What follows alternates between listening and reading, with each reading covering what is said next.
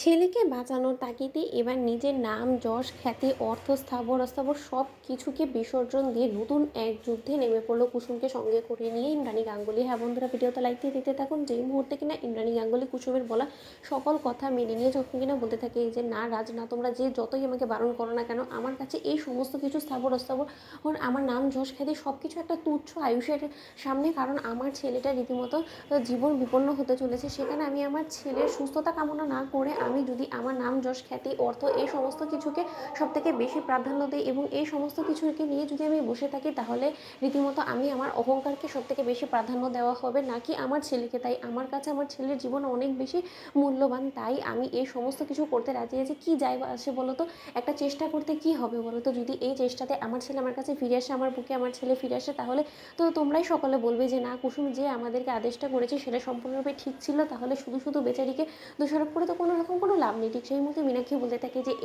এই কারণেই না দিদি এই মেয়ে এই সমস্ত খেলাগুলো খেলে, কারণ ও খুব ভালো করে জানে যে তোমার এই অসহায়ত্ব সুযোগটাকে কাজে লাগে ও তোমাকে দিয়ে সেই সমস্ত কিছু করতে পারবে যেটা কিনা এতদিন ধরে ওর স্বপ্ন বুনে আসছে। কারণ ও তো খুব ভালো করে জানে যে ওর এই বাড়িতে ঠিক স্টেটাসটা ঠিক কী। কারণ ওকে আমরা সবসময় কাজের মেয়ে বলে অপমান করি না, তার জন্যই ও রীতিমতো ঠিক করেই ফেলেছে যে এই বাড়ির কর্ত্রী ইন্দ্রাণী গাঙ্গুলিকে এবারই একটা সুযোগ পেয়েছি নতি স্বীকার করানোর জন্য, এবং তার জন্যই তোমাকে নতি স্বীকার করার জন্য ও এই সমস্ত কথাগুলো বলছে এবং তুমিও বোকার মতো মেনে নিচ্ছ। ঠিক সেই মুহূর্তে ইন্দ্রাণী গাঙ্গুলি যখন কিনা কাউকে কোনো কিছু উত্তর দিতে প্রয়োজন না মনে করে মন্দিরে ছুটে গিয়ে যখন কিনা বলতে থাকে যে কাল থেকে ঈশ্বর আমার যুদ্ধ শুরু হবে, আমার সংগ্রাম শুরু হবে, তুমি আমার সহায় থেকো, আমি যাতে এই সমস্ত ব্রত সম্পূর্ণ নিয়ম পালন করে আমি যাতে আমার ছেলেকে আবারও গাঙ্গুলি হাউসে ফিরিয়ে আনতে পারি। ঠিক সেই মুহূর্তে যখন কিনা ইন্দ্রাণী গাঙ্গুলি সকাল হওয়া মাত্রই যখন কিনা উপোস করে নির্জলা উপোস করে বসে থাকে এবং কুসুমও যখন নির্জলা উপোস করে বসে থাকে, ঠিক সেই মুহূর্তে ইন্দ্রাণী গাঙ্গুলি বলতে থাকে যে আমি না হয় মা, আমি আয়ুষের মঙ্গল কামনা করে সমস্ত কিছু করছি, কিন্তু তুমি কার জন্য করছো বলো তো?